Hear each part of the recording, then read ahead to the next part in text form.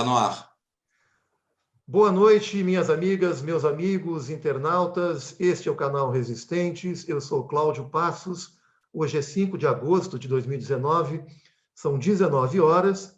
E como programado e divulgado aí nas nossas redes, nós vamos dar início aqui hoje a uma conversa com 3 professores para esmiuçar o projeto Futurice. O objetivo dessa nossa conversa é não só esclarecer este projeto Futurice, que o governo está encaminhando, mas, principalmente, fornecer subsídio para toda a galera que vai para as ruas no dia 13 de agosto fazer a manifestação nacional em defesa da educação pública e também em defesa contra a reforma da Previdência, que terá a segunda votação na Câmara do Federal ainda essa semana, né? Então, está comigo aqui para acompanhar essa nossa conversa e para elucidar e enriquecer esse debate, o professor Valdemar, o professor Uirá e o professor Alexandre. Eu vou passar para eles fazerem a saudação inicial e aproveitam para fazer a sua própria apresentação na área acadêmica, né? Professor Valdemar, eu vou começar com o senhor. Por favor, seja muito bem-vindo. Muito obrigado por ter aceito o nosso convite. Só peço para o senhor agora ativar o seu microfone aí. Passo para o senhor. Boa noite, seja muito bem-vindo. Boa noite, eu agradeço o convite para participar dessa mesa, desse debate, e vou me apresentar sucintamente. Eu sou um professor aposentado da Universidade Federal de São Carlos, onde trabalhei durante 13 anos, da qual sou titular, e trabalhei na Unimep, metodista de Piracicaba, durante quase 20 anos. Hoje, continuo trabalhando, participando. No momento, sou professor visitante da Universidade Federal do Amapá, em Macapá, para onde me dirigirei domingo próximo para iniciar o meu trabalho. Bom, sou formado em filosofia, mas toda a minha pós-graduação tenho feito na área de educação. Primeiro na USP, depois na França, onde fiz mestrado e doutorado nessa área. E meus trabalhos, de uns 30 anos para cá, minhas publicações, minha pesquisa, tem se centrado nas políticas de educação superior. É isto o que eu teria a dizer inicialmente. Muito bem, professora Valdemar. Mais uma vez, seja muito bem-vindo aqui na nossa roda. Professor Uirá, por favor, suas saudações iniciais. Primeiramente, boa noite a todos. Falo de Piracicaba. É um prazer também participar desse debate. Sou professor atualmente do Instituto Federal de Educação, Ciência e Tecnologia de São Paulo, campus Piracicaba. Em termos de formação, eu sou físico, com mestrado e doutorado na área. Fui bolsista Fulbright entre 2017 e 2018. Circulo dentro da educação superior há cerca de 7 anos e dentro da educação básica há cerca de 15 anos. E fico muito contente em poder discutir aqui com todos vocês essa pauta importante para a nossa educação pública. Muito bem, Uirá. Alexandre, passo para você, professor Alexandre. Por favor, boa noite, seja muito bem-vindo. Prazer ter você aqui na nossa roda. Olá a todos, boa noite. Gostaria de agradecer o convite de poder participar do programa. Eu sou professor do Instituto Federal, campus Piracicaba também. Sou colega do Irá, campus, e de luta. Minha formação eu sou professor de matemática, né, licenciado em matemática. Tenho mestrado e doutorado na área de educação. Atuei como professor na Unimep, professor universitário, na PUC Campinas. Também estive por um período no Cefet-MG, durante 4 anos. E há 10 anos estou no Instituto Federal. Não, há 10 anos não, há 10 anos na rede pública, né? E desde 2012 no Instituto Federal, no campus Piracicaba. E também, além de docente lá, também sou coordenador sindical do campus, né? E temos essa situação aí para discutir, mais essa situação para discutir, né? Muito bem. Muito bem, quero agradecer a todos mais uma vez a presença. Nosso público pode ver que nós estamos rodeados de pessoas que terão muito a nos informar e a esclarecer nesse debate tão importante que é esse projeto do Futurice. O que nós combinamos aqui, em off, é fazer uma primeira rodada de abertura com o professor Valdemar, onde ele vai procurar fazer uma síntese do que é este projeto Futurice, né? Então, nós definimos um tempo para isso, e a partir daí, então, a gente abre a roda para uma discussão talvez mais ampla, fazendo alguns questionamentos e alguns complementos na fala que, eventualmente, sejam pertinentes, não é? Então, professor Valdemar, eu passo a bola agora para o senhor fazer essa síntese de apresentação do que é este projeto Futurice, por favor. Bom, antes de tudo, queria dizer que fazer uma síntese de um programa como este Futurice não é tão fácil, porque ele chega num momento complicado, seja da vida política nacional, seja especialmente da situação, da crise econômica que está afetando profundamente as 63 instituições federais de educação superior. Para iniciar essa síntese, e como estou falando para um público, eventualmente, que não conhece elementos básicos, às vezes, da estrutura do sistema universitário brasileiro, eu vou dar apenas uns números iniciais e depois vou falar um pouco de qual é o estatuto institucional das universidades federais, dos institutos federais, e vou tentar fazer uma síntese de alguns elementos para que a gente possa discutir esse programa, chamado Futurice. Então, inicialmente, eu queria dizer que nós temos no Brasil, hoje, cerca de 2.400 instituições de educação superior. 2.400. Dessas, são universidades 210 aproximadamente. Metade, sempre cerca de metade, públicas, estatais, federais, estaduais, municipais, e as restantes são privadas. Então, nós temos 63 federais, temos mais umas 40 entre estaduais e municipais, que são estatais públicas.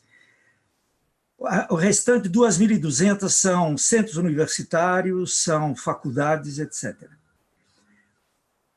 Do ponto de vista do regime, nós temos aproximadamente 90% privadas, ou 2.200 instituições privadas, e umas 10% dessas 2.400, umas 240, públicas. Das privadas, metade delas tem fins lucrativos, são empresas no campo educacional. E dessas, cerca de 1.000, umas 10 a 12, que são as grandes universidades privadas com fins lucrativos, que são a Croton, a Estácio, Ser Educacional, Ânima, Laureate, enfim, são 10, 12. Elas têm, somente elas, cerca de 3,5 milhões de alunos, ou seja, praticamente metade dos estudantes, dos 8 milhões, um pouquinho menos de metade, mas 60% das matrículas privadas, 10 das 1.000 tem 60% das matrículas. As instituições públicas têm aproximadamente, isso as federais, as estaduais e municipais, 25% do alunado nacional. Portanto, o número de instituições estatais, públicas, se resume a 10% aproximadamente, um pouquinho mais, as matrículas a 25%, de tal forma que, hoje, nós precisamos pensar que é uma minoria que estuda, cerca de 1 milhão e meio que estuda nas universidades federais. As universidades federais, elas estão garantidas pela Constituição de 88.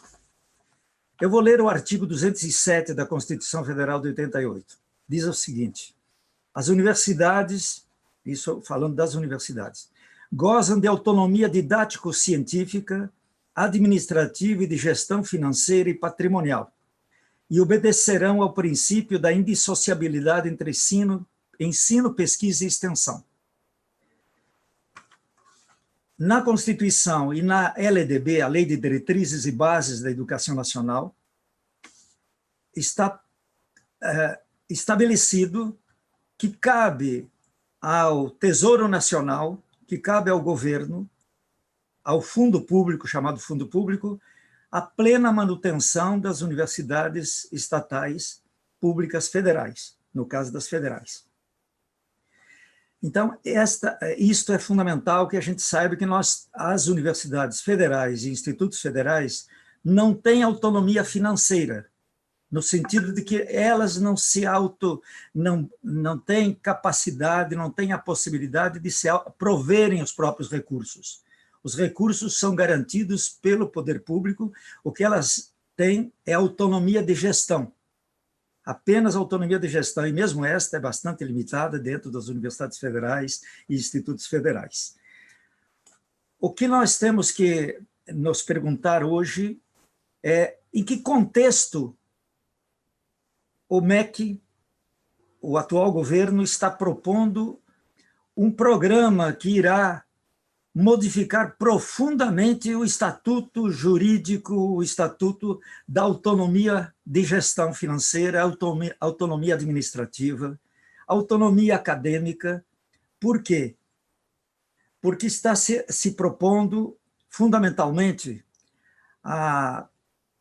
aquilo que eles dizem que será o fortalecimento da autonomia financeira, mas, na prática, lendo tanto o material mais amplo quanto o projeto de lei, vê-se logo que está se tratando do que eu chamo de heteronomia financeira.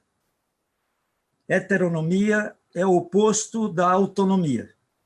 Autonomia é a capacidade de se autogerir, de se autonormar, se autorregular, se autoavaliar, enfim.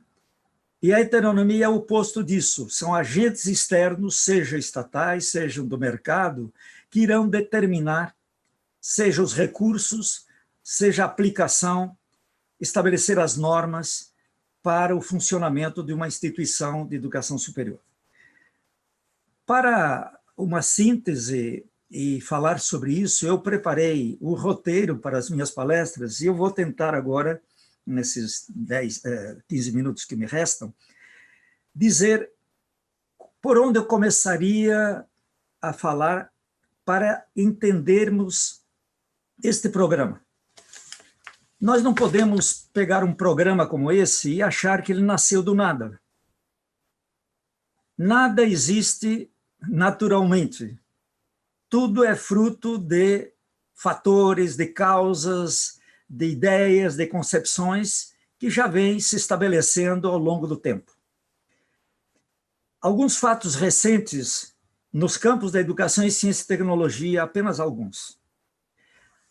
Faz nem 3 anos que foi aprovado pelo Congresso Nacional a Emenda Constitucional 95, que congela por 20 anos os recursos para a área social do Estado, entre elas a educação e a saúde.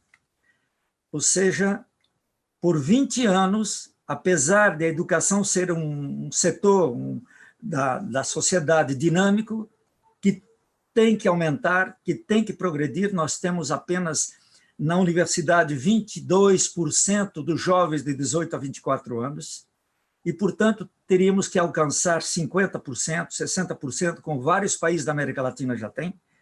No entanto, os recursos estão congelados, só podem aumentar ano a ano, de acordo com a inflação. Os ministros de educação que foram nomeados, tanto do governo Temer, que era vinculado a um dos grandes grupos do setor educacional empresariais, o Grupo Ser Educacional, quanto os dois atuais. Praticamente, esses dois, principalmente, não têm nenhuma experiência de gestão, administração da educação em geral e da educação superior em particular. O atual não tem doutorado, tem mestrado na área de finanças, há 20 anos trabalha no setor financeiro, trabalha no setor bancário, enfim, administração financeira. Por isso, o Futurice tem essas características claras de ser que vai tratar da eficiência financeira das instituições. E com esta proposta, eles vão interferir na autonomia administrativa, na autonomia didático-pedagógica, na questão da pesquisa, porque se trata de inovação, se trata de empreendedorismo. Bom,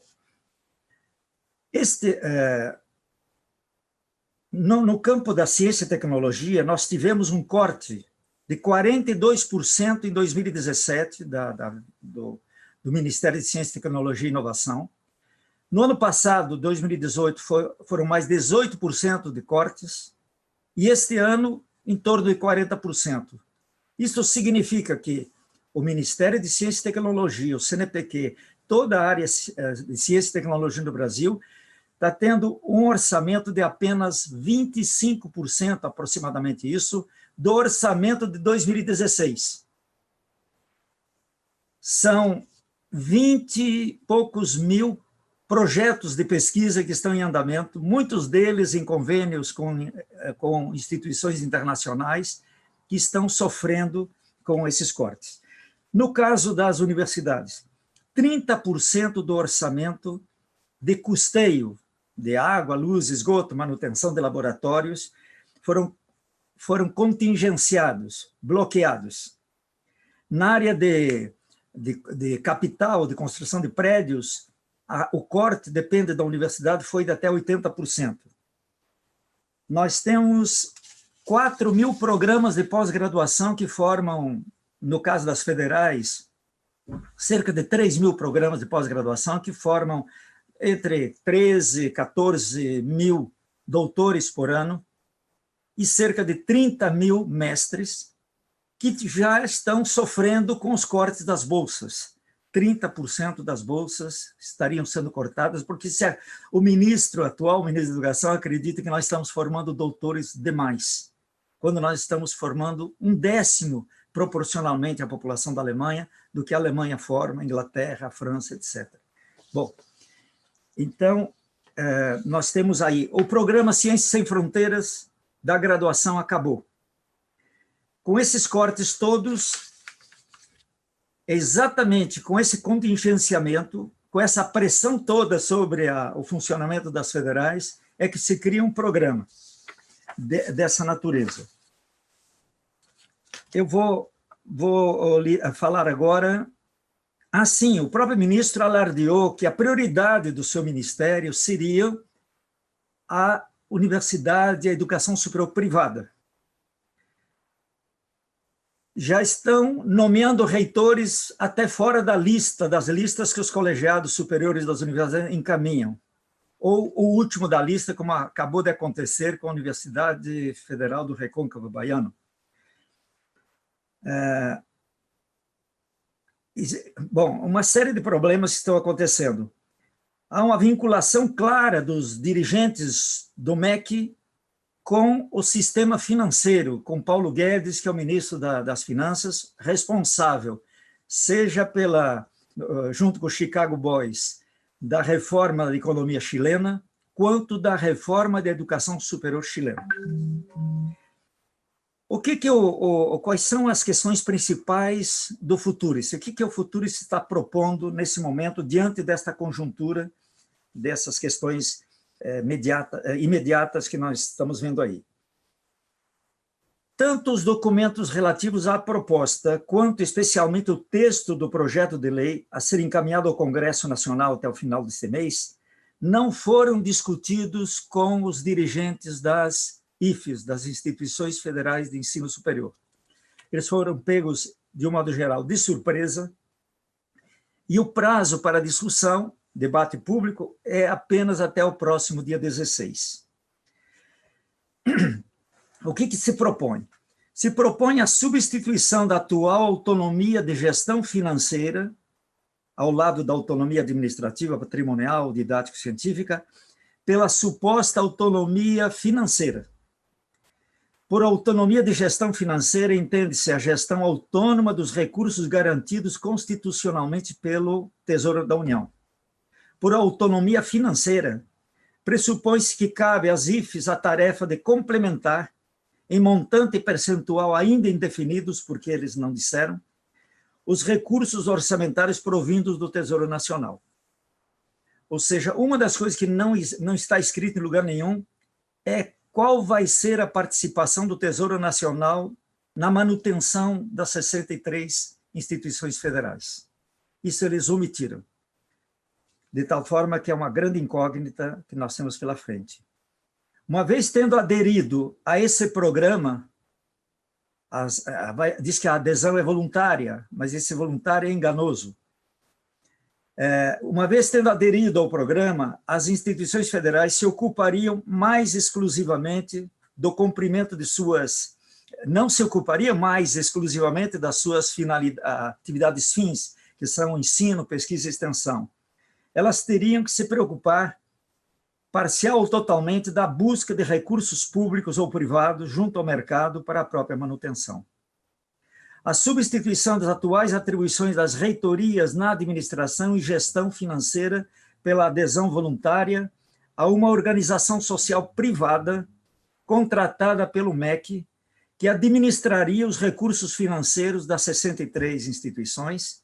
Isto significaria o fim não somente da autonomia de gestão financeira, mas a implantação da heteronomia universitária, verdadeiro nome da suposta autonomia financeira que está sendo prometida pelo Futurice. Se propõe a criação de fundos de investimentos imobiliários, de fundos patrimoniais, doações, com os fundos, as fazendas, os próprios das universidades seriam transformados num fundo. Haveria também a seção de naming rights, o direito de se dar nome a um campus, por exemplo, de um grande banqueiro, para que ele se sinta em condições de fazer doações. Prédios com nome de banqueiros, empresários, enfim, isso se chama, em inglês, naming rights. Direitos de nomear prédios, campos, etc.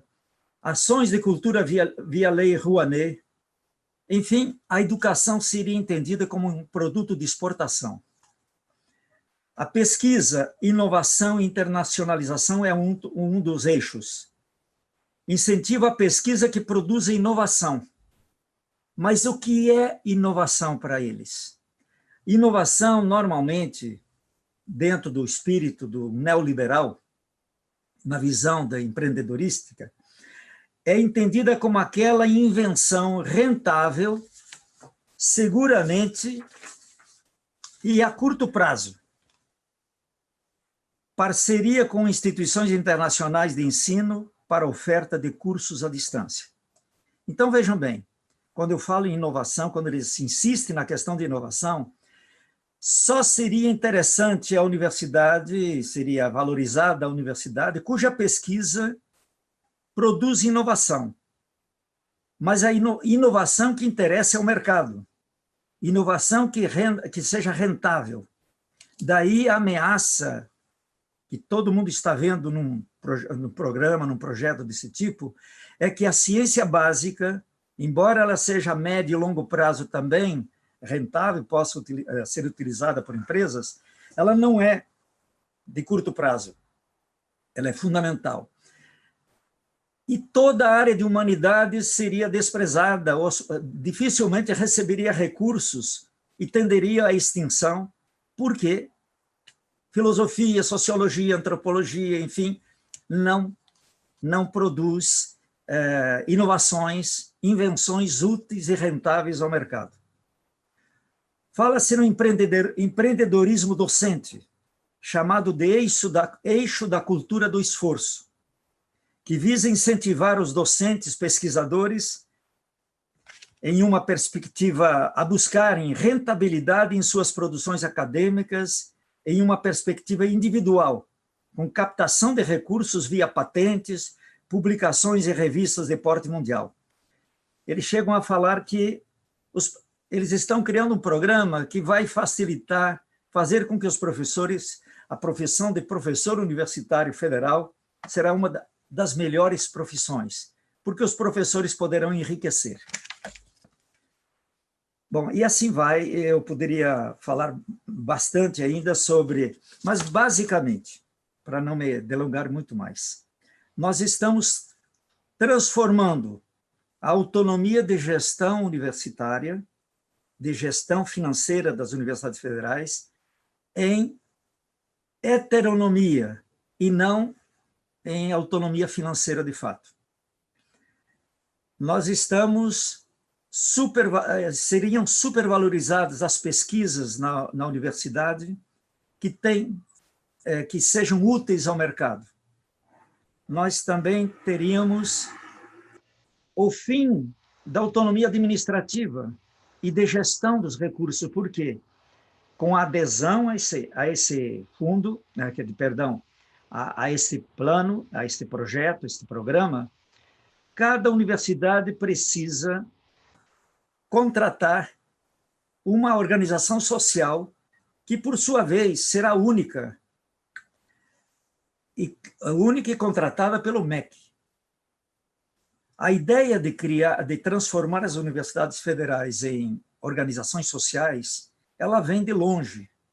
Em 95, 94, 95, quando da reforma do Estado, Bresser Pereira, que era o ministro da Administração Pública e da Reforma do Estado, propunha, então, todo um programa de transformar cada universidade federal numa organização social.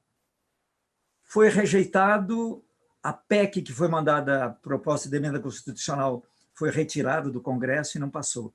Agora ela volta de uma forma muito mais, eu diria, prejudicial ao estatuto atual das universidades.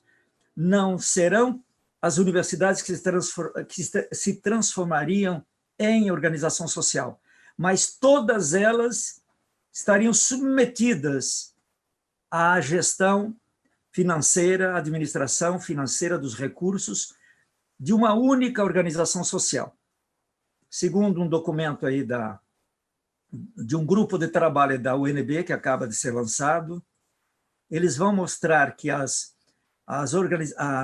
FAIs, as fundações de apoio institucional, que hoje existem em todas as universidades federais, e na USP tem mais de 30, cada uma delas tem objetivos muito específicos, que não cabe a uma organização social administrar uma organização complexa como uma Universidade Federal do Rio de Janeiro, por exemplo. E não será só uma, serão todas elas, geridas por uma organização social privada, cujo conselho de administração provavelmente será composto por membros ligados às grandes empresas, aos bancos, e que vão definir, em última instância, as carreiras na universidade, os campos de pesquisa que serão financiados de forma significativa e aqueles que não poderão ser, porque não criarão inovação. Enfim, resumidamente, era isso que eu queria dizer desse programa, que, em princípio, acabará, se adotado, se aprovado no Congresso o projeto de lei, o PL, o projeto de lei que para lá será encaminhado, será a destruição do modelo de universidade estatal pública que existe no Brasil, que é muito semelhante ao que existe na Argentina, no Chile, no México, enfim, e nos próprios países como a França, a Alemanha, em que as universidades são públicas, estatais, as universidades em geral, as estatais. A Alemanha, por exemplo, faz um ano aproximadamente, que aprovou que ela seja gratuita. As universidades estatais alemãs são gratuitas não só para os alemães, mas para todos os estudantes estrangeiros que lá queiram estudar. Era isso como resumo deste projeto, que, do meu ponto de vista, será a destruição do atual modelo de universidade. Professor Valdemar, o senhor fez uma síntese muito precisa, muito esclarecedora, e eu tenho certeza que o nosso público ficou bastante informado dos pontos principais do que trata este PL que vai ser encaminhado ao Congresso Nacional para fazer uma agenda ultraliberal que está em curso em todas as áreas, né? O que nós estamos vendo na área de educação é, na verdade, a privatização do ensino público, né? Transferindo para as redes privadas orçamentos próprios, bens das universidades, enfim, é um desmonte completo do que está em curso. Agora, haverá muita luta social, essa entrega não será de graça, e essa luta começa dia 13 de agosto agora, né? Considerando que nós já tivemos o 15 de maio, 30 de maio, mostrando todo o vigor dos estudantes e dos movimentos sociais em defesa do ensino público. Eu, antes de passar a bola para o Irá, que eu gostaria de ouvir o Irá, como é que ele vê essa discussão, como é que ele vê isso em sala de aula, qual é a temperatura dos alunos sentindo este projeto, projetando para o dia 13 de agosto. Mas antes eu gostaria de passar aqui pelo nosso chat, só para registrar o nosso público que está nos acompanhando aqui. Josi Negreiros, boa noite, Resistente, está sempre aqui com a gente. Boa noite, Josi. Ela diz assim, todos nas ruas, vamos sacudir o Brasil, se esse povo não for continuar no sofá e só nas redes, aí tem de se lascar mesmo. Lula livre depende de nós e a salvação do Brasil também. É isso aí, Josi, o movimento da rua é que vai dar a temperatura da resistência aí para esse desmonte que esse governo tem apresentado. Beth BC de Brasília, boa noite, pessoal. Sensacional esse assunto, principalmente porque o futurice, ouvir-se, é a destruição da nossa educação. Parabéns pelos nossos entrevistados. Alto nível. É isso aí, Beth. Time top da educação, diz a Josi. Renato Andretti, boa noite, companheiros. Ponta Grossa, Paraná. Fala o Renato Andretti. Estou também assistindo o pessoal da Paulista no MASP. Está tendo uma manifestação do Povo Sem Medo na Paulista, nesse exato momento, também em defesa da educação e contra a reforma da Previdência. O Boulos estará lá também nessa manifestação. Isel Pinheiro dando seu boa noite, direto do Baitachão, Alegrete, Rio Grande do Sul, fala Isel Pinheiro. Renato Andretti, professor Valdemar, tirando o lato... não entendi, que a China produz... Bom, deixa eu passar aqui, que esse comentário dele ficou meio truncado aqui. Neide Andrade, fora Bolsonaro, vai ministro da Deseducação, Ricardo Benicasa, saudações a todos, enfim, muita gente chegando aqui na roda. Vermelho Pimenta, boa noite, queridos dos resistentes. A sanha desse povo é acabar com a educação pública e gratuita. Nós, professores, estaremos nas ruas dia 13 e deveremos fazer uma vigília pela educação sempre. Vermelho Pimenta também tem o seu canal, faz parte aqui da trincheira dos canais no YouTube de Resistência. Obrigado pela presença aqui, Vermelho Pimenta. Renato Andretti, se você não encontrou o senhor Capital é porque ele está atrás de você, fazendo uma referência aqui à privatização do ensino.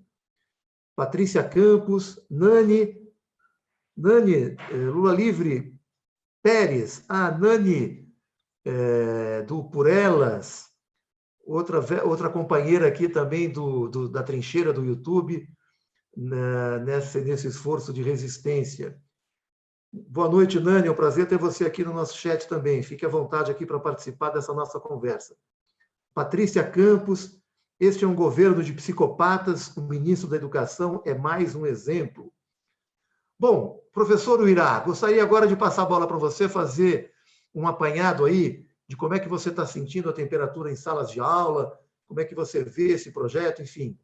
Passo a bola aí para você. Seja muito bem-vindo mais uma vez aqui na nossa roda. Bom, agradeço novamente. Primeiramente, parabenizar o professor Valdemar pelas colocações, a síntese do programa. inclusive uma síntese que é difícil de encontrar, porque as próprias informações do programa ainda estão muito obscuras. Então, o próprio documento e mais detalhes, eles ainda estão colocados muito no campo da incerteza. E até mesmo esse mecanismo que foi adotado pelo governo de um falso instrumento democrático de discussão. Então, o programa ele não foi discutido com a comunidade acadêmica, com os reitores, os diretores, e mesmo hoje a gente coloca uma consulta pública com pouco tempo, muito próximo às férias, de maneira quase que muito estratégica contra a mobilização. E contra a mobilização é exatamente esse primeiro sentimento que eu vejo, porque o sentimento de não entender, de não compreender 100% o que esse programa representa, ele, na verdade, ele perpassa ainda por muitos dos nossos espaços. Então, é muito importante que no dia 13 de agosto que o país volte à rua, que seja uma manifestação, uma primeira manifestação contra essa proposta. Eu gostaria apenas de fazer alguns adendos. Primeiro que essa é uma proposta do governo atual, e aí o nome é muito engraçado, é Futurice, mas existe um primeiro plano de fundo mundial mesmo, que na verdade ele nem é um programa tão para o futuro, ele é um programa que já vem acontecendo, ele é um programa que faz parte de uma pauta ultraliberal, como você disse, ele é uma pauta que é defendida pelo Banco Mundial, é uma pauta realmente de entender a educação como um setor de possível capitalização, tá, para muita gente. Então, um processo que já vem de anos, esse aumento das vagas nas universidades, ele é um aumento que ocorreu, de certa maneira, às custas do capital, né, da iniciativa privada, adentrando esse espaço, mas agora ele vem com um requinte de crueldade, vamos falar assim, né? Então, essa proposta do Futurice, que é uma proposta que, inclusive, vem junto a um plano de fundo nacional, onde o próprio ministro e as próprias falas do presidente são de ataque à universidade, de ataque à construção do conhecimento e também de ataque ao serviço público como um todo. Então, não só a universidade está sendo atacada, como a concepção de universidade pública. Então, falas como o professor da universidade pública trabalha pouco, ele é, na verdade, um milionário, é colocado junto à sociedade como, na verdade, que a universidade pública ou o servidor público ele é o grande vilão da história. Então, se há crise, se há problema, nós somos os grandes culpados, né? Então, até parece que foi uma resposta articulada do governo às manifestações do fim do semestre passado. Então, quando as pessoas foram à rua, assustaram pela primeira vez o governo em termos de defesa da pauta da educação, parece que a resposta deles é uma tentativa de desmobilização, e, na verdade, quase que convocar a maioria das pessoas a criticar, convocar a maioria das pessoas a atacar o servidor público, a universidade pública. Existe um ponto que é muito complicado em relação à pesquisa. O programa ele é fundamental, ele se apoia em 3 eixos, então é muito engraçado. Um primeiro eixo, né, não nessa ordem, mas o primeiro eixo que eu vou falar que é a internacionalização. Então, na verdade, é extremamente contraditório. O professor Valdemar disse que você fez um corte no Ministério de Ciência e Tecnologia, você corta o programa Ciências Sem Fronteiras, que foi o nosso grande passo de internacionalização. Então, na verdade, é muito contraditório você pensar que esse programa, junto a um plano de fundo de corte, quer internacionalizar alguma coisa. O segundo ponto, que é a pesquisa e inovação, isso é muito complicado, porque a inovação é fazer o diferente. Então, nós vivemos em um país de terceiro mundo, e não é inovação em nenhum momento nós destinarmos todos os nossos recursos e a nossa construção de conhecimento ao serviço do capital industrial ou do capital financeiro, tal qual os países desenvolvidos fazem. Talvez inovação fosse exatamente a gente construir uma pauta, construir aqui um caminho do conhecimento destinado a romper barreiras que a gente tem, a desconstruir a desigualdade, a construir uma sociedade um pouco mais justa. Isso talvez fosse inovação. Então, se a gente querer fazer um computador novo, a gente nem tem história, talvez, para ser tão competitivo. Então, talvez o nosso investimento deveria ser outro. E aí é muito engraçado o outro eixo, que é governança, gestão e empreendedorismo. Porque, na verdade, ele é um eixo de venda. Assim, ele é um eixo onde você fala, olha, a partir de hoje a universidade pública não deu certo, nós não somos uma universidade, um instituto como o Max Planck, ou nós não somos Harvard ou MIT, única e exclusivamente porque há má gestão. Então, é novamente uma política educacional que versa muito no estado de São Paulo, que é onde a ideia é que o gestor é o salvador da pátria. Então, ele não precisa entender de educação, ele não precisa entender de política, de ciência e tecnologia, ele não precisa entender de nada, ele basta ter a capacidade administrativa que isso vai salvar, e mais, pelo que o programa fala, a gente, na verdade, a gente nem tem essa capacidade. Então, vamos chamar as organizações sociais, ninguém sabe quem são essas organizações sociais, vamos chamar pessoas que entendem, pessoas do mercado. Então, isso é muito complicado, eu acho que eu vou passar a palavra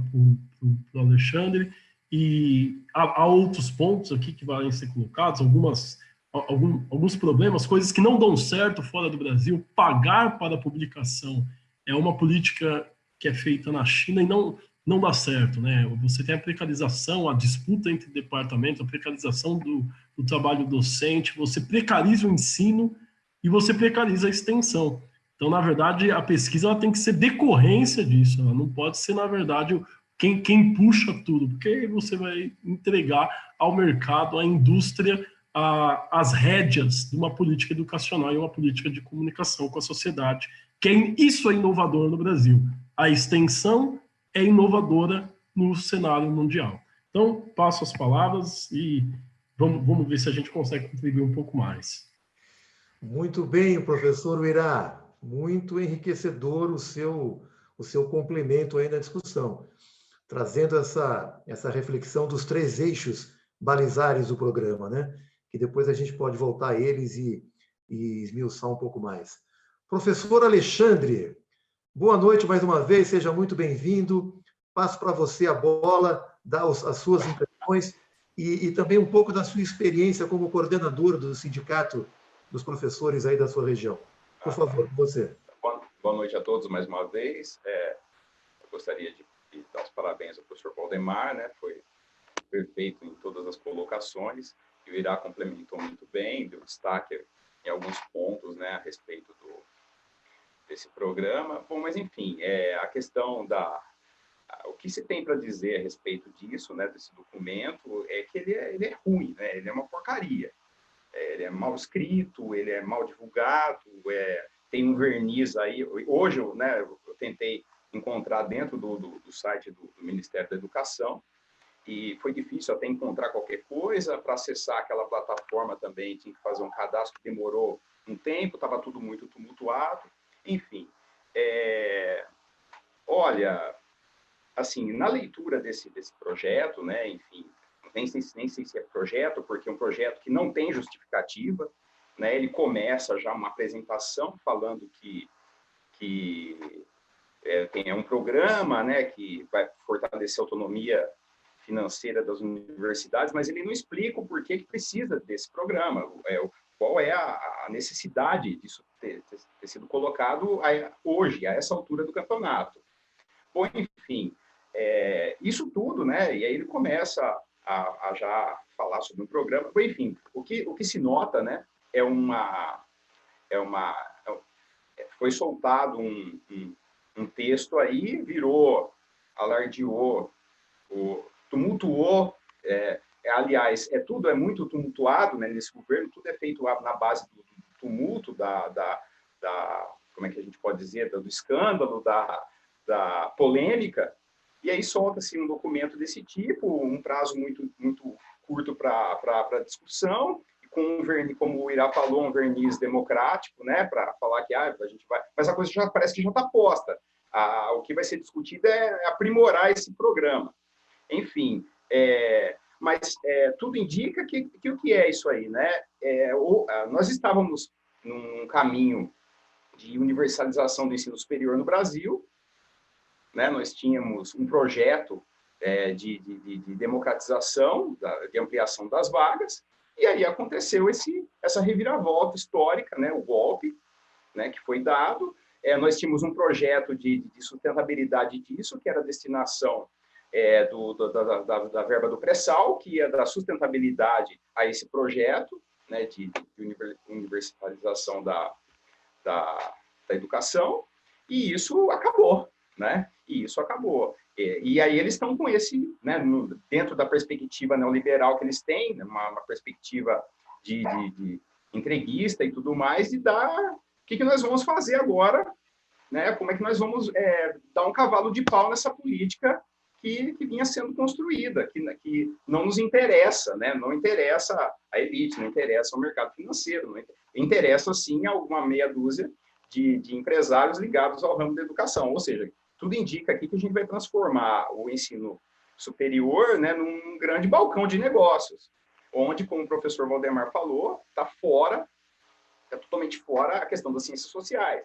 Quer dizer, vira... E outra, não tem nada do que foi feito nesse sentido que avançou no desenvolvimento científico-tecnológico, né?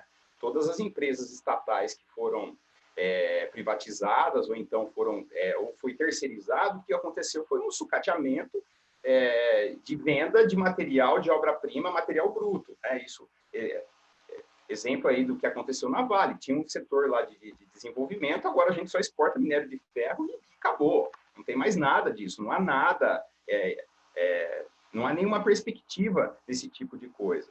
A questão da organização social, né, que eles chamam de organização social,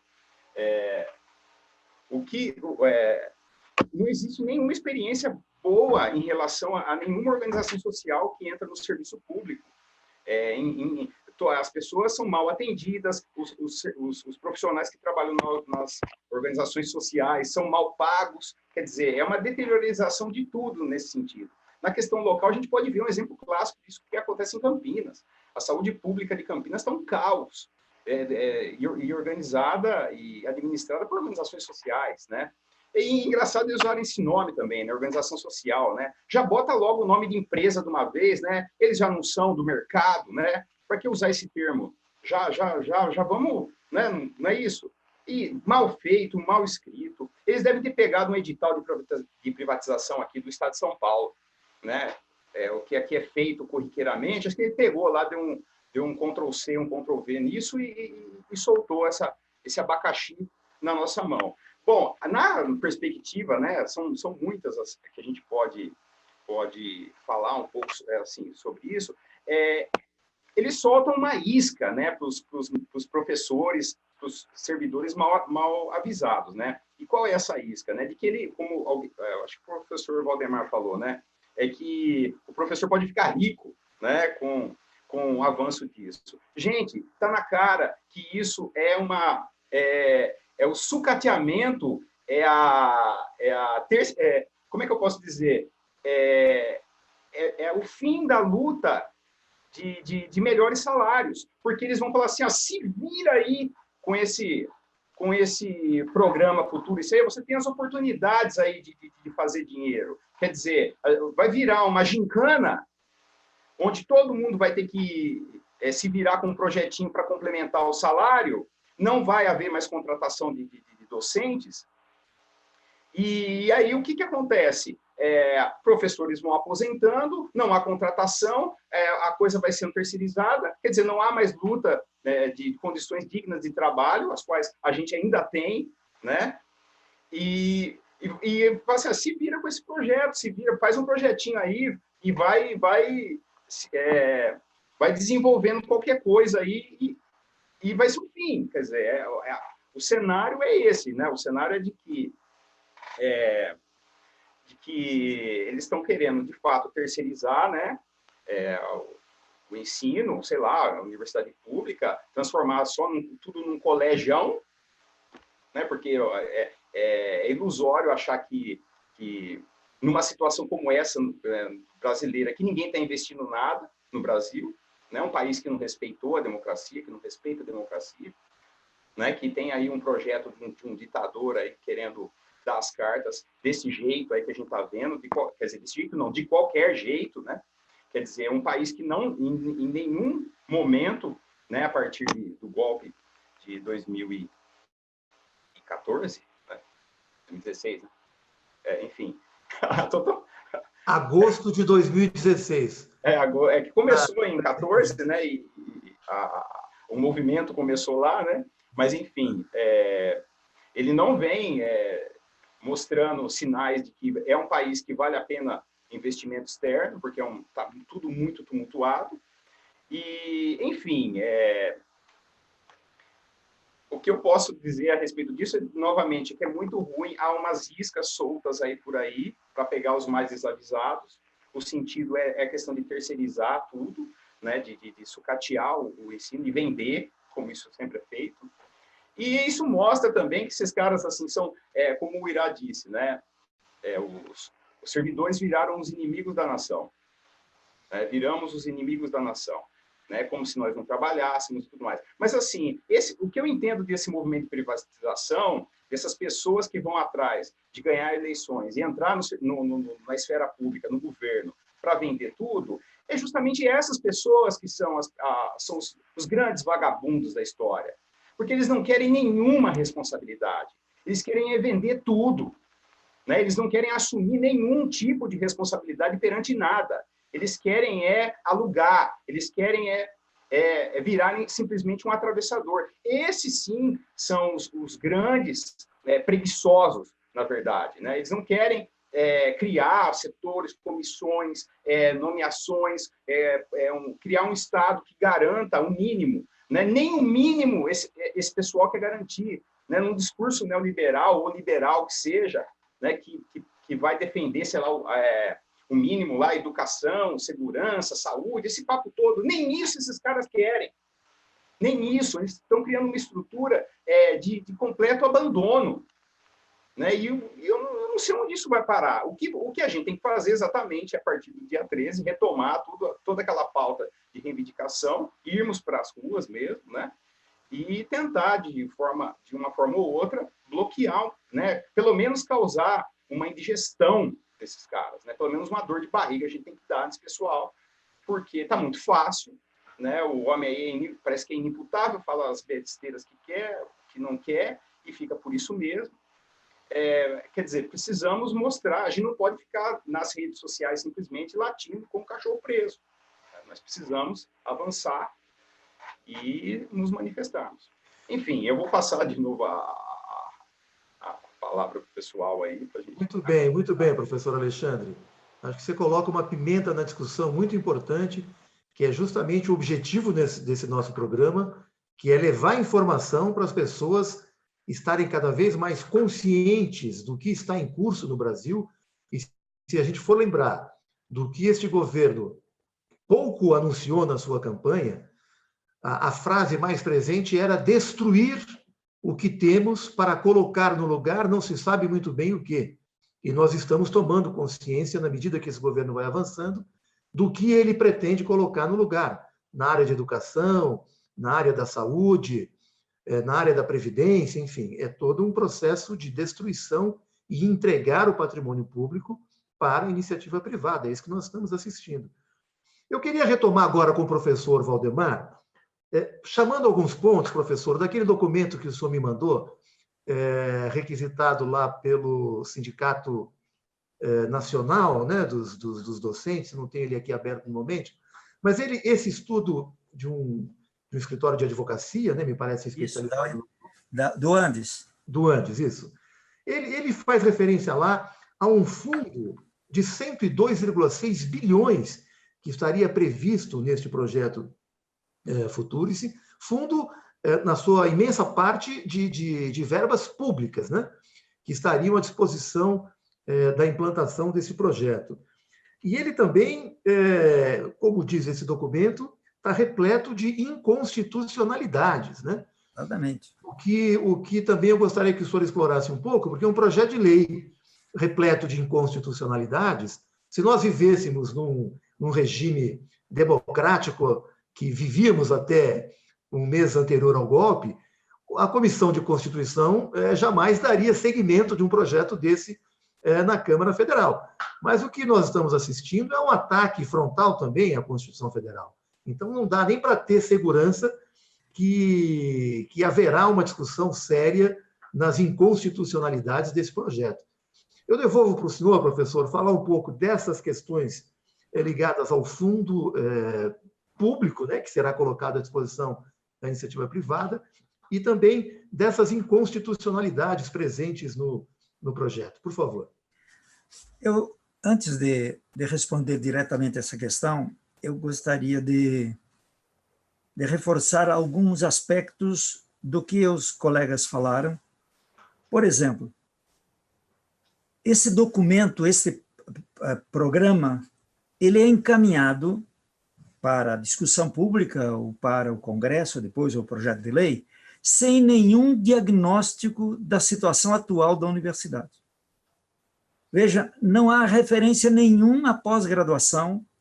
Os 4.000 programas, os 3.000 programas que as federais têm, somados aí, tá, digamos, são 4.000 no país, ele não trata dos problemas financeiros das instituições, eles não têm um diagnóstico sobre a gestão, sobre a administração, é a famosa balbúrdia. É como se eles não entendessem absolutamente nada da Universidade Federal hoje. Então, a ausência de diagnóstico, a ausência de uma exposição de motivos para o encaminhamento desse projeto de lei, eles falam basicamente do binômio gestão e financiamento. Ora, a universidade não se resume a isso. Sem financiamento não existe universidade, mas universidade não existe sem pesquisa, sem as suas finalidades todas, o ensino, a pesquisa, a extensão. A extensão não é citada nenhuma vez em todos os documentos oficiais. Então, a universidade parece já ser encarada como uma empresa econômica, uma empresa comercial, desde já. Eu queria dizer que, do ponto de vista dos fundamentos econômicos, ideológicos, políticos, nós temos que saber que este programa ele está no contexto do acirramento, do recrudescimento, do neoliberalismo nos Estados Unidos, começou lá com o Pinochet no Chile, depois Thatcher, depois, enfim, Reagan, e nós chegamos hoje a Trump. E aqui no Brasil chegamos a Bolsonaro, mas principalmente é fundamental que a gente lembre que quem está dando as cartas na economia e que forma o pano de fundo das reformas no Estado, das reformas das políticas públicas, é Paulo Guedes. É um banqueiro, é um Chicago boy. Ele fez parte da equipe de Chicago que organizou a economia, quer dizer, fez a reforma da economia lá com Pinochet e a reforma da educação chilena. Como é que funciona? A universidade no Chile funcionava mais ou menos como a nossa, ou seja, a universidade pública, garantida pelo Estado, mantida pelo Estado com autonomia de gestão, aquelas coisas. Feita a reforma, no que se transformou? 1/3 apenas do orçamento das universidades é garantido pelo Estado. 1/3 teve que ser garantido com anuidades, mensalidade dos estudantes, daqueles que podem pagar, como se diria por aqui. E 1/3 é venda de serviços, venda de projetos, consultorias, parcerias público-privadas, quer dizer, acabou a autonomia financeira, não existe autonomia financeira nesses termos. Isso é heteronomia, mais uma vez. Então, qual é o fundamento principal do neoliberalismo hoje? Existe um livro que eu sugiro a quem possa lê-lo, de Christian Laval e Pierre Dardot, um sociólogo e um filósofo franceses, publicado pela Boitempo, em 2016, que se chama A Nova Razão do Mundo. ensaios sobre a sociedade neoliberal. Em resumo, eles estão indicando que nesse momento, nesse ponto ápice do neoliberalismo, o que está sendo supervalorizado em todas as circunstâncias, em todos os setores da sociedade e do Estado, é a competição, a concorrência. Esses neoliberais não podem conceber uma instituição pública, uma universidade que não esteja no regime de competição, de concorrência. Eles são contra a Bolsa Família, eles são contra qualquer auxílio do Estado, porque parte do princípio de que o homem nasceu para competir. Isso foi a ideia de Hobbes, um dos fundadores do liberalismo, mas que não procedeu. O Locke não concordava tanto com isso, mas ele dizia: de que serve a vida de um homem? Por que nasce um homem, se não para competir?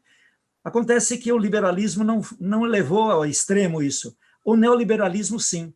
Então, nós estamos vivendo o momento da competição, da concorrência.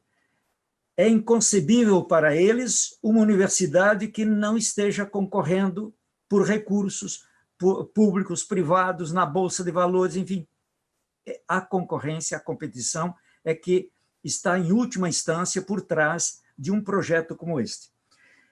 E aí, nós estamos transformando as universidades, colocando-as naquele processo que eu chamo de mercadização. Ainda não é a mercantilização completa, é a mercadização, isto é, instituições, universidades, instituições estatais passam a ter que utilizar, a seguir, a se orientar pelas regras do mercado, pelas normas do mercado. Competição, concorrência, busca de recursos. Ela não vai se ocupar apenas de ensino, pesquisa e extensão. Se ela fizer extensão, é para buscar recursos. Se ela fizer pesquisa, é para fazer inovação, para ser rentável e buscar recursos. Se ela vai desenvolver carreiras, somente tem interesse aquelas carreiras que formem profissionais que possam ser mão de obra barata, eficiente para as grandes empresas. Tudo o resto, artes, para que artes? Humanidades, de modo geral, não fazem sentido. Então, nós estamos vivendo a mercadização num primeiro momento, caminho para a mercantilização. Eu diria, quem é que está festejando este programa e torcendo para que ele seja aprovado? Principalmente os acionistas, os proprietários da Croton, da Estácio, da Ânima, da Ser Educacional, da Laureate, enfim, do Grupo Carlyle. E aí eu entro nos fundos. A criação desses fundos, com o patrimônio, transformar o patrimônio das universidades, todo o patrimônio de que elas dispõem e que elas têm gestão financeira, autonomia de gestão financeira e patrimonial, isso tudo seria transformado em fundos. Esses 100 bilhões aí é um cálculo, como é que chama? É um cálculo que se faz da possibilidade de se juntar 100 bilhões. Isso tudo irá para o mercado. Não se fala com clareza se isso será aplicado na Bolsa de Valores. Acontece que todos os fundos, tudo que se garante pela Bolsa de Valores, tem um enorme risco. O fato de a privatização, a mercantilização da educação superior estar lastreada e ter como principais sócios fundos de investimento transnacionais, fazem com que tanto a educação privada quanto a educação pública, daqui para frente, se basear, se tiver como base de recursos esses fundos, elas estarão todas diante de um grande risco. Basta uma quebra da Bolsa para quebrar toda a universidade. No caso atual, se a Croton quebrar, quem é o garante dessas? É o Estado. Aconteceu lá no Rio com a Gama Filho e a universidade. Quebraram e foi o Estado, o governo que teve que se responsabilizar pelas matrículas, por pagamento de professores, por alocamento de tudo. Imagine uma crise na Bolsa e esses fundos. Mas, segundo cálculos e análises feitas aí, esses fundos se tornarão rentáveis, se tudo correr bem com a Bolsa, em 8 a 10 anos. Como não se fala absolutamente nada do que vai ser feito para a manutenção das universidades durante esse período, enquanto esses fundos não rendam, enquanto eles não rendam dividendos ou lucros, enfim, que sejam suficientes para a manutenção das universidades. Enfim, esse é o grande risco, que são fundos privados que possivelmente vão ser aplicados na Bolsa de Valores de São Paulo e que dependerão das vicissitudes todas de um mercado de capitais, como é o caso da Bolsa de Valores. Então, é isso aí. Queria lembrar também que o Futurice, ele está propondo que, ao aderir, a universidade aderir a essa organização social, ela transfira muitos funcionários, professores, especialistas, pesquisadores para essa organização social.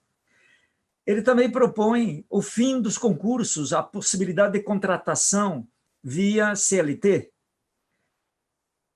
Há claramente o risco do fim da carreira universitária das federais que existe hoje, o fim da dedicação exclusiva, enfim, o desaparecimento, ou pelo menos a não prioridade dos concursos públicos para as universidades federais. Então, apenas mais algumas coisas, e tudo isto implica em mudança constitucional. Eles estão falando em mandar um projeto, e em momento algum estão falando numa emenda constitucional. Só uma PEC, uma proposta de emenda constitucional, poderá levar a efeito, quer dizer, aprovar um projeto desta natureza. E uma emenda constitucional hoje, em 88, muita gente defendia até a autonomia financeira. Venceu, quer dizer, o pessoal, por bom senso, acabou aprovando a atual estrutura, que é a autonomia de gestão financeira, garantidos os recursos pelo Estado. Com o Futurice, teria que haver simplesmente a anulação, a redação aí dos artigos da Constituição que garantem o atual regime estatuto das universidades. Tem mais uma pequena coisa que diz assim, eles estão dando 120 dias para a modificação dos estatutos das universidades. Ora, primeiro, não se tem certeza, tem uma série de fatos que foram obtidos. Não há explicação, há muita contradição, como já foi apontado pelo Irá aí, e pelo Alexandre também, há muita contradição, e o período para debate é curtíssimo. Fazer com que as universidades tenham condições de aderir a um programa desses, e ainda dizendo que ele será voluntário, é tempo muito curto, é muito pouca informação, e 120 dias para modificar os estatutos de cada universidade é um absurdo. Não é possível. Eu nunca vi nada em termos de projetos de reforma universitária tão mal ajambrado, tão mal preparado, como já foi dito. Eu reforço porque li muita coisa sobre o assunto e estou concluindo que é impossível que se possa aceitar uma proposta tão desarticulada, tão fora da realidade como esta, para um país que precisaria não acabar com a educação pública, precisaria estendê-la ao máximo, ao máximo. Se é privilégio de 10% dos estudantes universitários brasileiros fazer uma universidade federal, um instituto federal, democratizar significa fazer com que o máximo de pessoas possam acessar, ter chances de fazer isso. Mas, como disse o Alexandre, aquele fundo do pré-sal que garantiria a execução do que prevê o Plano Nacional de Educação e a ampliação para 35% da taxa líquida, ou seja, 35% dos jovens de 18 a 24 anos podendo frequentar a universidade e 50 e poucos por cento de taxa bruta de gente com mais de 24 anos, menos até 50%, tudo isso está sendo destruído. Estão tirando todas as condições, a possibilidade de igualdade de condições, que é isto que significa democratizar a educação. É igualdade de condições, a Constituição fala claramente disso. Não existe democratização sem igualdade de condições de acesso, de permanência e de absorção pelo mercado de trabalho. E hoje nós tivemos, com o ProUni e o FIES, alguma democratização de acesso, mas a escolha das profissões, a permanência e principalmente o engajamento no mercado de trabalho continua uma desigualdade total. A democratização levaria gerações até se completar. Era isso. Muito bem, professor. Mais uma vez, o senhor traz muitas informações preciosas aqui para o debate. Eu só vou pedir licença aqui para eu ler mais um pouco do chat da participação dos nossos internautas.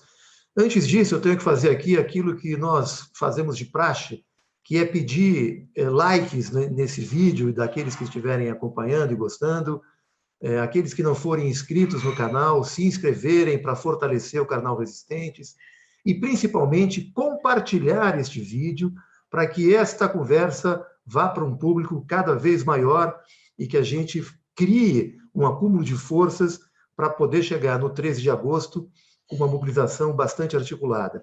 Vamos lembrar que o 15 de maio e o 30 de maio mostrou muita energia nas ruas, não é? Essa energia virá igual ou maior agora para o dia 13 de agosto, imagino que irá crescer, porque ao conhecer o que está em jogo, e essa aula que o professor Valdemar nos deu com o complemento também muito preciso do professor Uirá e do professor Alexandre, isso tudo traz consciência e traz energia de luta. Quer dizer, eu acredito que tem muita luta social para ser feita nessa discussão. O movimento estudantil sempre se mostra o carro-chefe das grandes mobilizações históricas no Brasil. Então, eu acredito que nós teremos muita lenha para queimar e que nada vai ser vendido de graça. Vamos lembrar que, entre outras coisas, a lei de diretrizes, de bases da educação nacional também é atingida nesse projeto, né? E essa discussão terá que ser feita em algum momento. Então, antes de passar a bola para o Uirá, nós já estamos com 1 hora e 13 minutos de programação, né, de live.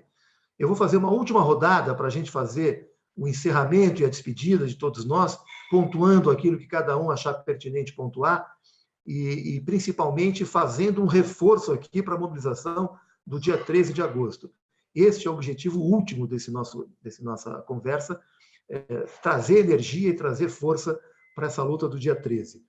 E aqui também presente Luciana Escobar, uma amiga querida aqui da nossa comunidade, Povo Sem Medo está fervendo na Paulista, ela indicando aqui, o Ministério da Laranja, que é um grupo que sempre está presente aqui com essa ironia, se referindo ao partido do PSL, né?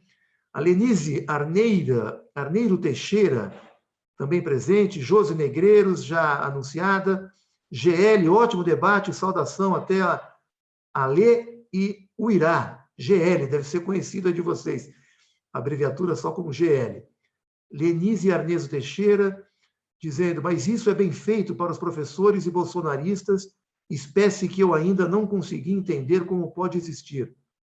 Diva Olinda, Ministério da Laranja, boa noite. A Nani Lula Livre Pérez, já anunciada, exatamente concordando com o que está sendo colocado. Nani de novo. Bruno Anastasakis, fala Nani, cumprimentando a Nani. Enfim, Ministério da Laranja, Lenise novamente, Luciano Escobar, nem tenho palavras.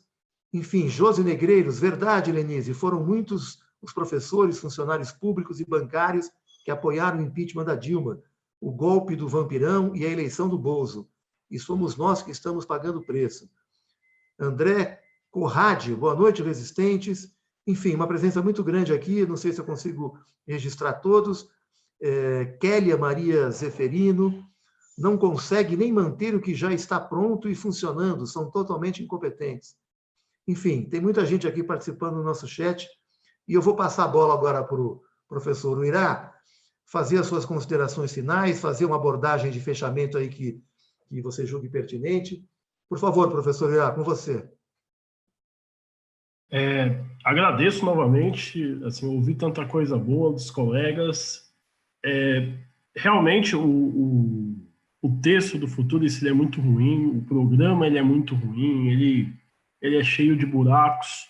Só que eu acho que, para finalizar, vale apontar que, para muitas pessoas, ele é sedutor. Então, utilizaram iscas, como o Alexandre disse, a ideia de você pode ficar rico, a ideia de que você, com muito esforço, pode arrecadar mais fundos para a sua instituição, mais fundos para a sua pesquisa, que você, com o devido mérito, então, a meritocracia, de novo, aí, de plano de fundo, você, com o devido mérito, não será prejudicado.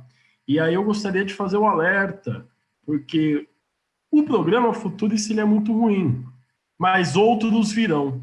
Então, na verdade, nós temos que ir no dia 13 de agosto às ruas, sim, não só contra o Futurice, mas principalmente em defesa de uma educação pública de qualidade e para todos. Então, o que nós temos hoje de muita qualidade nas nossas universidades iniciou um processo de universalização, como o Alexandre disse, mas iniciou apenas. Então, o acesso ele foi amplamente melhorado, podemos falar assim, mas as escolhas de profissões, o pós-universidade, as políticas de permanência, como o professor Valdemar disse, elas ainda estão muito aquém do necessário, elas estão ainda muito aquém, na verdade, de uma política nacional de educação capaz de subverter a lógica de desigualdade que nós temos. Então, é um chamado a todos: não iludam-se, porque não é apenas o Futurice. Então, existirão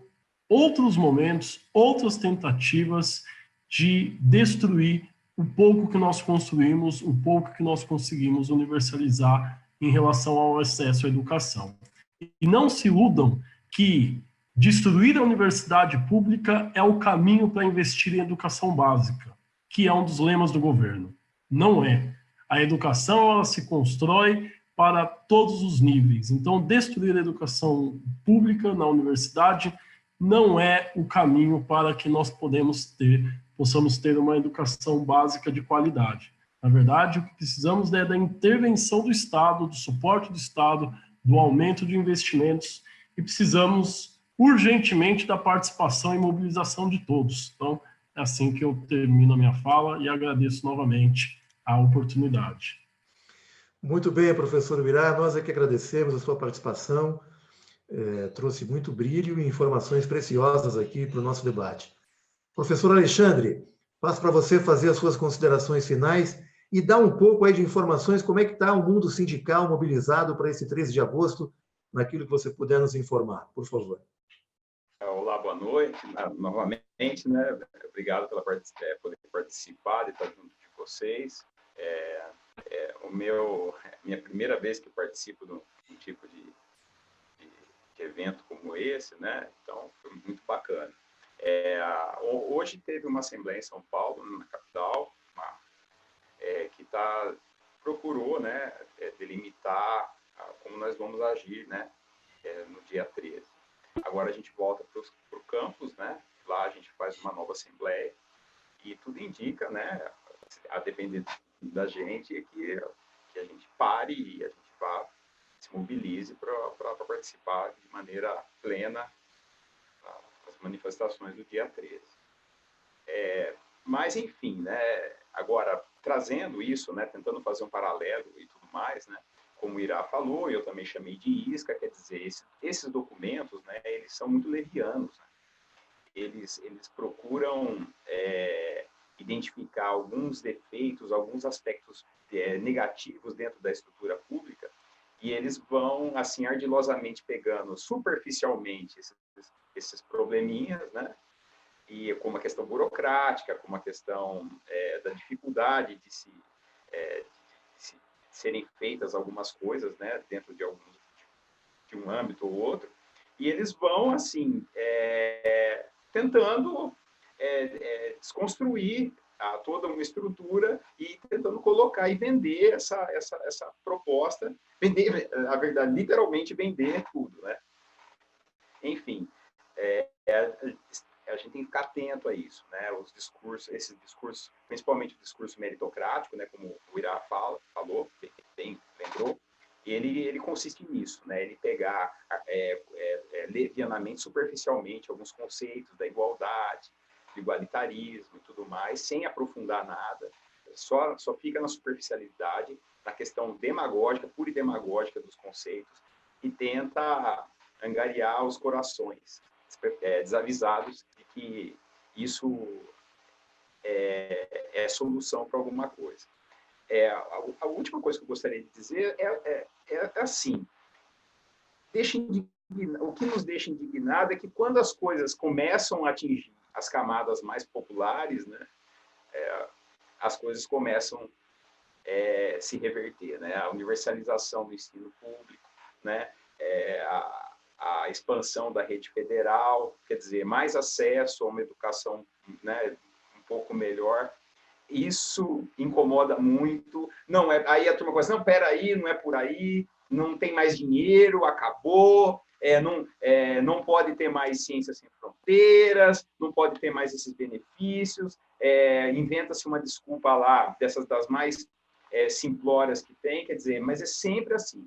Quando a gente chega perto de alguma coisa, uma coisa um pouco mais interessante, e há um movimento para acabar com tudo, né? Não sei assim, é uma coisa a ser estudada, mas assim, nós precisamos lutar para que isso expanda, a gente tem que garantir o que a gente tem, né? A gente precisa mesmo nos movimentarmos e nos mobilizarmos para essas ofensivas que são constantes em cima do pouco que a gente conquistou nos últimos tempos, elas parem, né? Pelo menos parem e quem quiçá, né, regredir.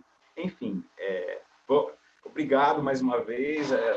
A gente acaba ficando empolgado, fica indignado mesmo com tudo que vem acontecendo, mas aprendi muito aqui com o professor Valdemar e com o professor Irá, e agradeço a você, Cláudio, a oportunidade de estar aí, entrando em contato com o seu público, o público do canal, e é isso aí.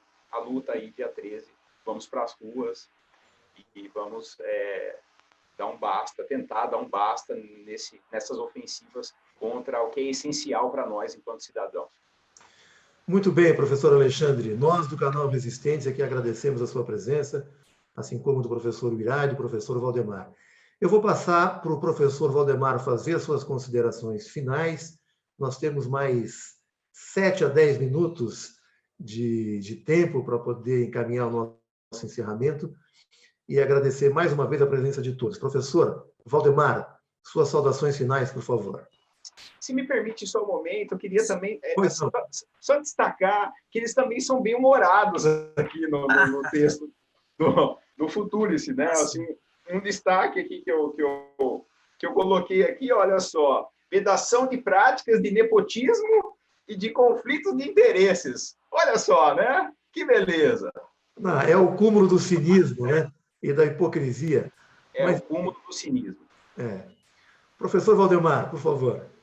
Bom, antes de encerrar, eu queria lembrar mais algum aspecto daquilo que eu diria está na base ideológico, política e econômica deste programa, que é a ideia de que, para o neoliberalismo, de que tudo tem que ser transformado em mercadoria.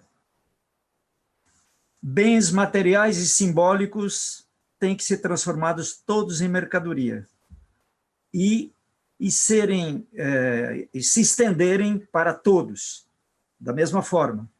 Assim como a questão da competência, da competição e da concorrência, também isso, o ensino, a produção de conhecimentos, o saber, a pesquisa, são vistos todos esses como mercadorias, como valores.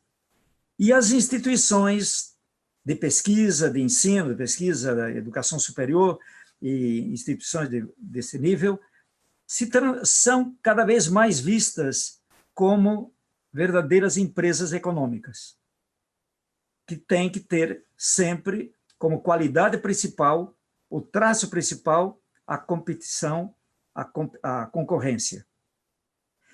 Tem mais um dado que esses autores que eu citei antes, um deles, numa conferência recente que tive acesso, ele diz o seguinte: até pouco tempo atrás, os maiores cientistas eram os grandes inventores, mesmo que essas invenções não tivessem praticidade imediata nenhuma. Einstein, por exemplo, é considerado o cientista mais popular do mundo, e, no entanto, ele não criou nada de imediatamente rentável.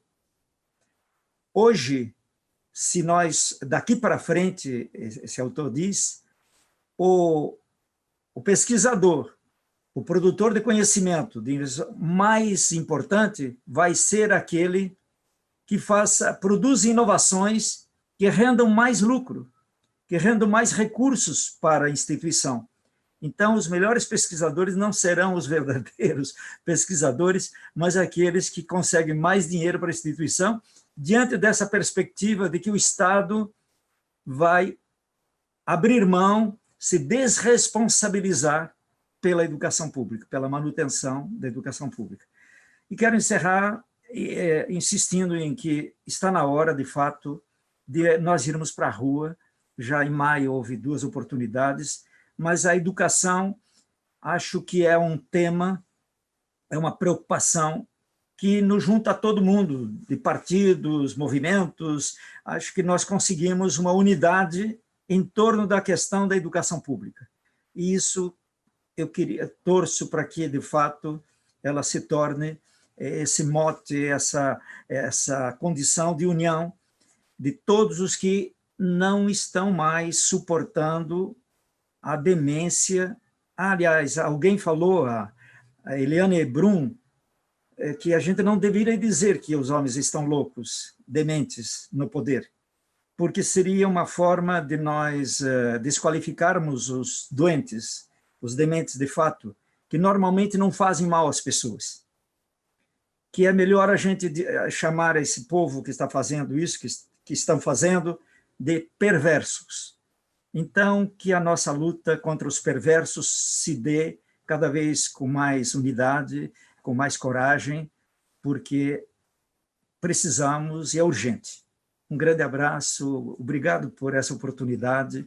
Espero voltar um dia e continuar essas discussões tão proveitosas para mim, ao ouvir os colegas e tendo essa oportunidade de falar para vocês. Obrigado. Muitíssimo obrigado, professor Valdemar. Sem dúvida, teremos outras oportunidades para tratar deste tema. O Canal Resistente está programando ainda nesta semana um programa convidando algumas lideranças estudantis, ao lado de alguns professores também que conhecem em detalhe esse tema do Futurice. Quero agradecer a presença de todos os internautas que nos acompanharam até aqui. Tenho certeza que todos nós saímos muito enriquecidos do que foi apresentado aqui por esses 3 professores, e isso nos coloca energia e disposição para sair às ruas no dia 13 de agosto, iniciar uma forte mobilização popular para resistir a esse ataque ao ensino público. O tema da educação, como bem lembrou o professor Valdemar, é um tema que unifica todos, né? Porque envolve não só professores, alunos, toda a comunidade ligada à educação, mas também famílias, os pais, quer dizer, está todo mundo preocupado em defender a educação dos seus filhos.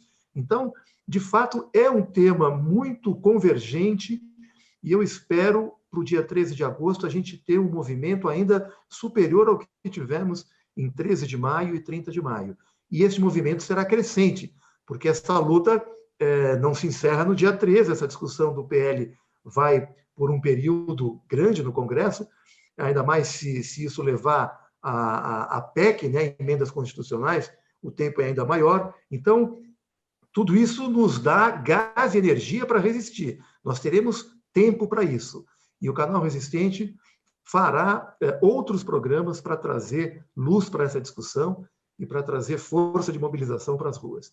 Professor Uirá, professor Alexandre, professor Valdemar, mais uma vez, muitíssimo obrigado. Espero poder contar com vocês em outras oportunidades para tratar desse tema. Uma boa noite a todos. E eu quero chamar todos também para uma agenda de quarta-feira, que será confirmada até lá, para voltarmos a tratar deste assunto do Futurice. Tá bom? Uma boa noite a todos, muito obrigado e até uma próxima oportunidade. Tchau, tchau. Lula